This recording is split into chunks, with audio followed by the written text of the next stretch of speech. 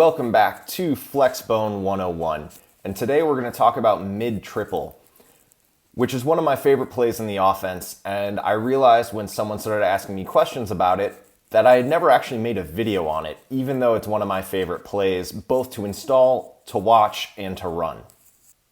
So for those of you that are new to mid-triple, it is a combination of midline and triple, or inside veer. If you are unfamiliar with those plays, I recommend you watch those two videos first, since that's going to give you the foundation that you're going to need to understand the rest of the play. And if I do this right, there should be links popping up to those videos now. It allows you to leave two players on the defense unblocked to give yourself a numbers advantage. And it can be run with equal success against both even and odd fronts. This allows you to make sure you can run it against anything so you don't install it one week and then not need it the next. So now why I say it's a combination of midline and triple. So right now I have number 1 and number 2 reads marked as triple outside of the B gap, which is where your normal triple reads would be. What makes this mid-triple is your number 1 read, or your handoff key, is actually going to be your normal handoff key that you would have for midline. And again, your number 2 is going to be the next player outside. However, everything else on the play is going to be run just like midline.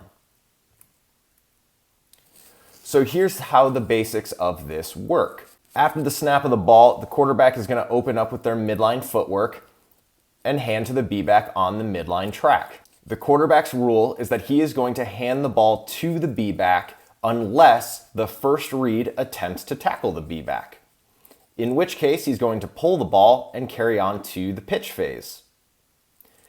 In the pitch phase, the quarterback is going to read number 2. If number 2 stands still, he's going to turn up just like he would on normal midline. However, if number 2 attempts to turn his shoulders and tackle the quarterback is going to pitch the ball to the A-back that is coming across. So that's where everything is going to look and feel just like midline through the handoff phase or the dive phase, but we're also adding a pitch phase to this as well. And what this allows us to do is get all of the defense to be looking inside and thinking midline and collapsing into the center, while allowing us to get leverage and getting the ball to the perimeter. For the offensive line, this play is super easy. 4 out of the 5 offensive linemen are going to block exactly the same as midline. The only difference is that the play side tackle is going to carry out his same responsibility as triple. So this is a very inexpensive install after you have triple and midline already in. So again, our number 1 or our dive key is going to be in a 2i or greater, and the pitch key or number 2 is going to be the next man outside. Now mind you, I have this drawn up on an even front against an odd front. Number 2 or that next man outside might be an outside backer off the line of scrimmage. For our A-backs, this play, while it is universal and great, we can add a lot of diversity to our play calling using our A-backs. So the first is that we can use tail motion from the backside to make it look like triple. We can use twirl motion on the front side to make it look like midline or look like triple the opposite direction. Or we can run this play with no motion against defenses that are adjusting to motion.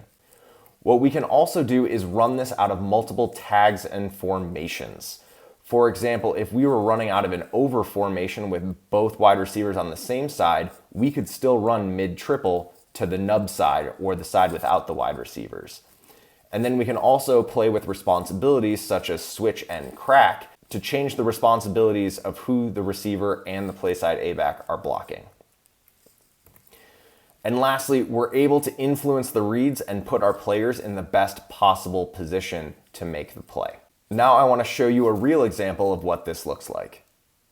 So here is a clip from one of our games from last year, and you'll see that we're actually against an eagle front. So we have 5 down linemen here that we have to go up against, including a zero technique nose.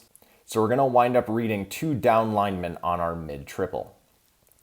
They also have 3 linebackers that they have here in their eagle, as well as 1 walked up safety who's almost in the box, which makes this almost a 9-man front. Now, we are going to run this to the formations left, which will be right on your screen. So number 1 is going to be the first man outside of the A gap, since that nose is in a 0. Number 2 is going to be the defensive end. That is there in the 5.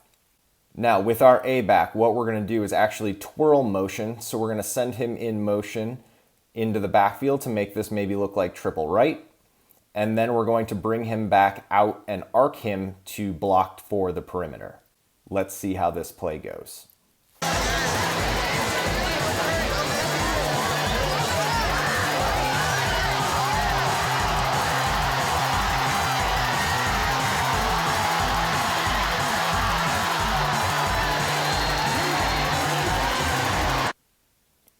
Let's watch that again in slow motion.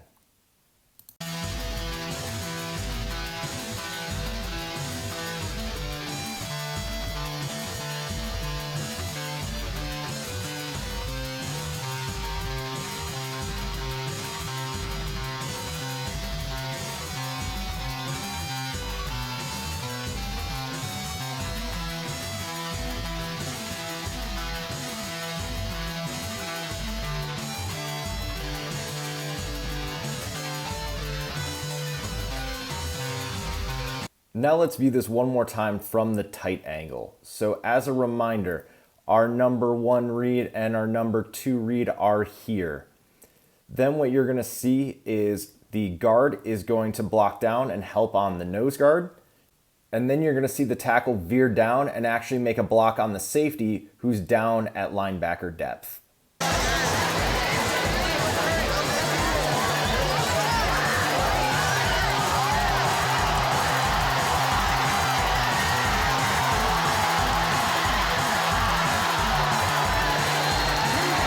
So now you can see why I like mid-triple, because once the ball gets pitched to the perimeter, there's nothing but wide open space for the A-back, and you've got 2-on-2, so as long as the blocks are good, there's nothing but running room between you and the end zone.